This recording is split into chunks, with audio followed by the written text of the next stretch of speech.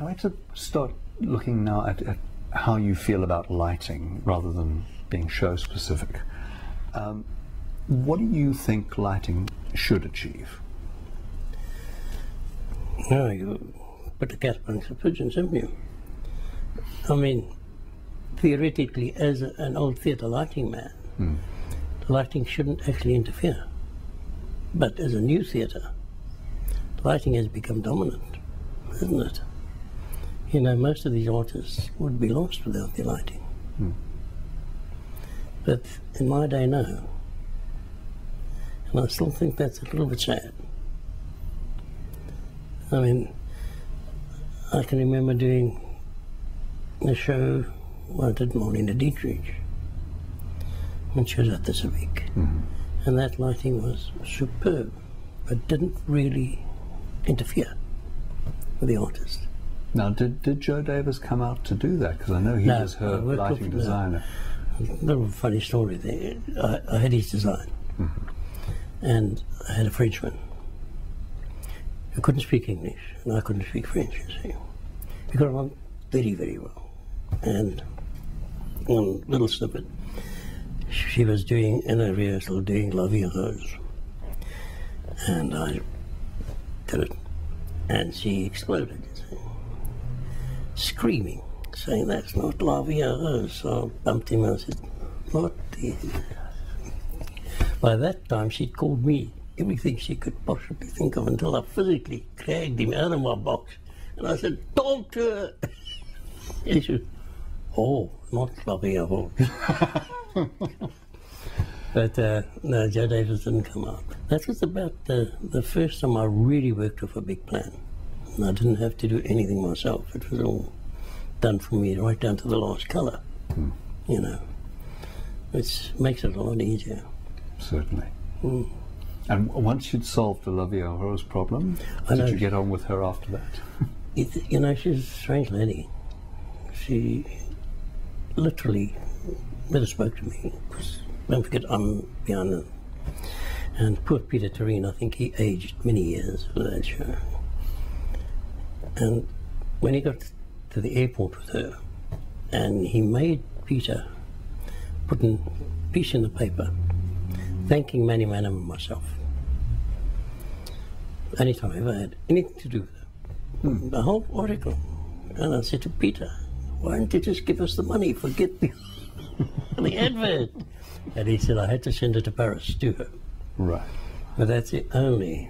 She sent me a record saying it was Dietrich in Paris, Dietrich in London, which I've lost somewhere, saying many thanks, Marlene Dietrich. Right. So there was an acknowledgement afterwards. Oh, yes. Oh, in those days, somewhere along the line, you were always acknowledged. Got a lot of presents. Tony Farmer was fantastic with presents. Loved to work with him. Obviously, you like the subtlety of traditional lighting as opposed to the sort of wham bam slam that one often sees now. Would you say the wham bam slam was one of your pet hates? No.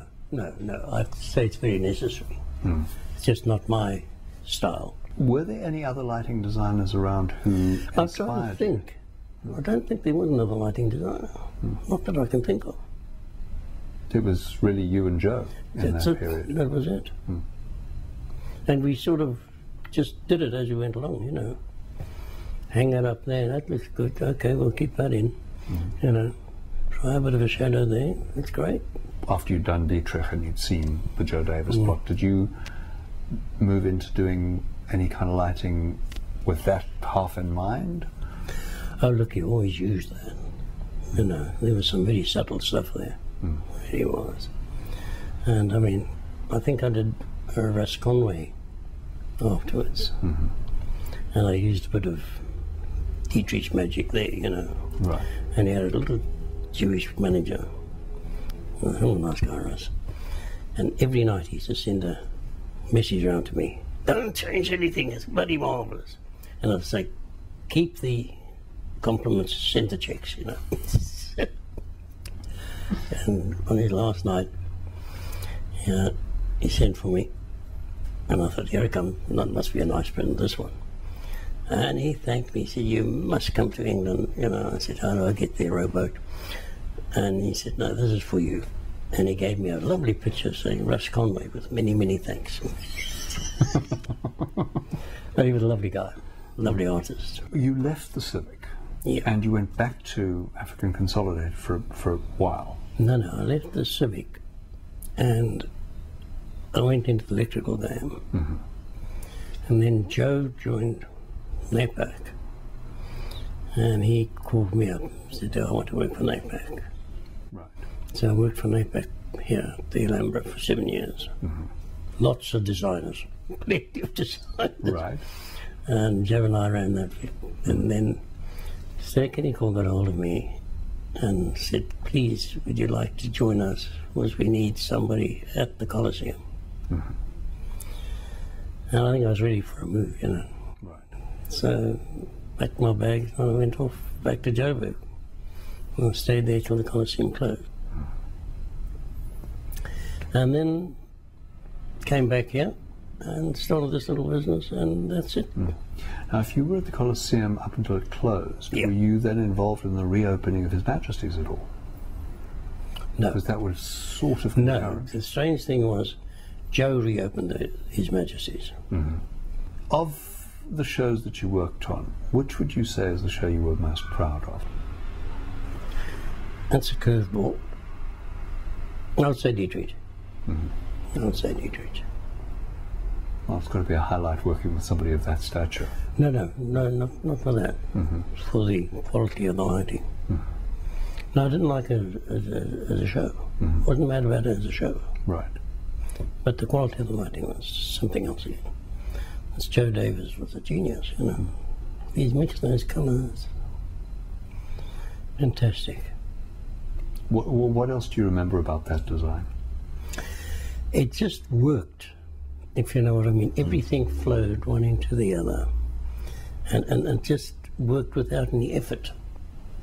You know, there was no hitches, no glitches from day one. It just, everything was there and everything worked beautifully. Mm-hmm. And, you know, you couldn't fault it.